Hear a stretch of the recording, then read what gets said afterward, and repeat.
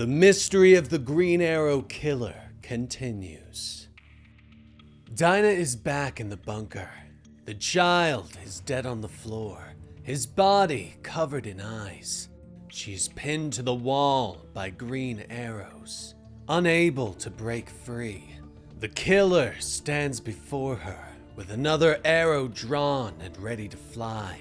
Dinah Lance, you must be tired of watching the rich profit from screwing people over. Help me. We're meant to work together. The killer growls at her. Slowly, he reaches up to remove his demonic mask. The world is depraved. Trust me, I'm the hero here, he says. Dinah's eyes widen in shock at the sight of Ollie's smiling face. Ollie? You're dead! She gasps. But Ollie's face transforms, eyes opening across his skin as he reaches for her. What the hell do you know? He snarls. Dinah sits up with a gasp in her bed. Sweat drips down her face as the sheets cling to her body. She reaches up to find blood leaking from her nose, something that happens often since she was a kid. She rubs at her head and slides out from beneath the sheets. Sleep is lost to her tonight, so instead, she'll work. She begins to browse the internet. The media is running both sides of the story. Some think it's depraved that people are celebrating billionaires being assassinated. Others have begun to show renewed interest in the alleged crimes that Jubal Slade was accused of. Influencers point out that the billionaires in question have been making the world a worse place for years. Dinah sighs, unsure if she agrees with them, though it doesn't bode well that she was dreaming about a team-up with this Green Arrow killer. When the morning finally dawns, she has no choice but to go back to work for one of those awful billionaires, Hector Hammond. After her performance at Oliver's hidden bunker, Dinah has been promoted. Instead of merely acting as a bodyguard, she now joins Malcolm Merlin in his investigation. She is even given a new, state-of-the-art body armor, designed to stop bullets and arrows. Their first step is to interview Oliver's longtime friend, millionaire Roy Harper. But Harper's valet informs them that he has been out of the country for several months. The two investigators get back in their car. Merlin tries to talk to her, tell her that she's doing a good job, but Dinah is lost in thought, and his words turn into a drone in the background, drowned out by her internal monologue. Their next stop is Mia Dearan, whose story to the police had some inconsistencies. They find the computer programmer at the gym, beating up her sparring partner. Dinah watches as Mia kicks the fighter across the ring with ease. You said he could keep up, Mia snaps to her trainer. The man glares at her. You said you'd go easy. Merlin steps forward and clears his throat. Miss Dearden, we wanted to ask you some questions, he calls. The young woman's head snaps around and she glares at him. I told the cops, I'm not some unhinged arrow killer. You want to talk? Get in the ring with me. I'll talk there. Malcolm shakes his head and sighs, but Dinah steps forward. Sure, she says easily. In moments, she steps into the ring. Mia smiles at her as she puts her hands up. She explains that she was in and out of foster homes as a kid, and in high school, she'd bitch online about, well, everything. Eventually, she caught the eye of Oliver Queen, and once he saw she was legit, he took a chance on her to help with his Green Arrow app. He gave Mia a family to be a part of, but there was one problem. Jubal Slade. There's no way he'd do that, Oliver had said when Mia came to him about Jubal's actions, getting drunk with underage girls. She is shocked at his reaction. Are you blind? Come on, Ollie. It's either him or me, she told him. Oliver rubbed his head at the ultimatum. Green Arrow needs both of you. You fixed the upgrade, but without Jubal, it'd be like starting over, he points out. Mia whirled on him. Who the hell cares when we find him screwing a 14-year-old? She snaps. Oliver promised to talk to Jubal, to put a stop to this behavior before it got out of control. But Mia didn't care. She walked away and left the only family she ever had, and hadn't seen him in 6 years. Now, she spins through the air and kicks Dinah in the face. Dinah moves with the attack and regains her footing. Really? You haven't seen Ollie in 6 years? Because our phone logs have you two speaking regularly in the months leading up to his death, Dinah points out.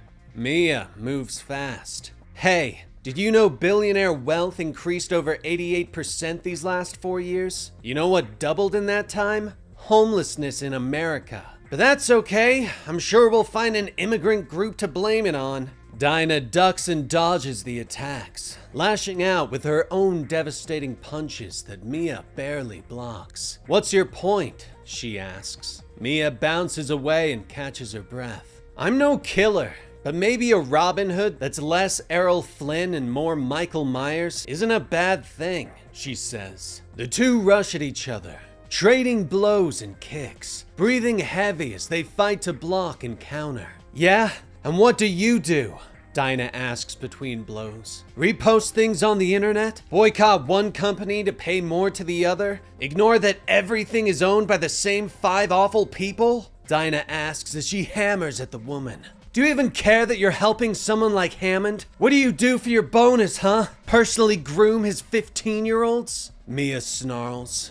Dinah rushes forward and grabs Mia around the waist. She lifts the smaller woman into the air and slams her down hard onto the mat, ending the fight. Dinah catches her breath before offering to help Mia up. Mia, there's a cold-blooded murderer out there, and when he hurts someone innocent, how will you sleep knowing you could have helped stop him? She asks. Mia slaps her hand away. Ollie was worried, okay? He had a son no one had seen in over a decade and a half, and Ollie wanted my help making sure the kid was set up if anything happened to him, she says. Merlin raises an eyebrow at that information. Queen had children? He whispers. They leave the gym, and Merlin immediately goes in search of his hidden child, but Dinah already knew he existed. Ollie told her once about his biggest regret, leaving the woman who gave birth to his son because he wasn't ready to be a father. Using Hammond's surveillance equipment, Dinah is able to track the location of Connor Hawk, the son Queen abandoned. She stakes him out for several nights, eventually tracking him to an abandoned mansion. She watches as the young man sneaks inside before quickly following him. But Connor is more observant than Dinah gave him credit for. She slips through the shadows, but is quickly spotted. Slowly, Dinah puts her hands up when she realizes that Connor has a gun trained on her. Connor, it's okay. I'm a friend of your dad's, Dinah tells him. The revolver shakes in the young man's hand. Shut the hell up before I blow your brains out, he snaps. But Dinah moves fast, knocking the gun from his hand and pushing him against the wall. Oliver talked about you, okay? All the time. His biggest regret was losing touch with you and your mom, she quickly explains. Losing touch? He didn't want anything to do with us. He gasps as he struggles to breathe. Dinah steps back, allowing Connor to go free. Yeah? 'Cause you were the last thing we have him looking into before he was murdered. For all we know, that's what tipped his killers off. Connor is confused. He stands, explaining that the first time he ever heard from his father was through some video. He was going on about me being safe, but now I need to collect my inheritance in Star City quietly because I'd be in danger if his enemies knew about me. His enemies? Who talks like that? Connor asks. I'm sick of it. I don't care what the hell Miraclo is, or why this Mia girl's obsessed with it, he starts to say. Dinah wants to push further after hearing Mia's name, but the conversation is cut short as a scream sounds through the mansion. Get out of here! Go! Dinah says as she moves to investigate. Both of them head into the entrance hall and find someone dangling from the ceiling. green arrows pierced through their body. She stares in shock as another arrow tears through his throat, splashing her eyes with his blood. She turns as the killer steps from the shadows, drawing another arrow from his quiver. The green arrow raises the bow and takes aim at Dinah, but Connor pushes into the room with his revolver up. "Look out!" he shouts as he opens fire. 2 rounds slam into the killer and knock him back, bringing forth a grunt of pain. The killer shifts to the side and adjusts his aim. He looses the arrow and sends it flying across the room, bouncing against several objects before it pierces Connor through the shoulder. "No!" Dinah shouts. She rushes forward and cradles the young man, but can't help him as the poison takes his body, his skin already beginning to bubble. "No, he was just a kid," Dinah whispers. The killer steps through the shadows. "Your friend was trying to kill me, and if you truly knew what Hammond was planning, how depraved it is, you'd agree.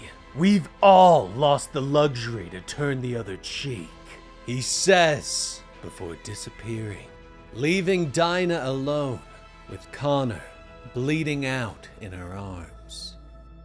Later, the police arrive at the mansion and secure the scene, telling Dinah that the victim she found was Edvin Zeidel, who had recently bought the place, leaving Dinah to wonder why Connor came here in the first place. But Dinah steps away as her phone begins to buzz. "Just got a lead on Roy Harper.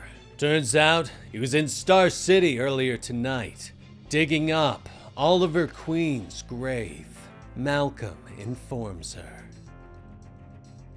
And that was the complete story for Absolute Green Arrow, Issue 2 by Pornsak Pichetshote. It's still a mystery whether or not Green Arrow is Ollie, and whether or not he's a good guy or bad guy. But we'll just have to wait and find out. But let me know what you thought about this comic in the comments down below. And like and subscribe to help out the channel. I'm Dan with Comicstorian, and we will see you next time.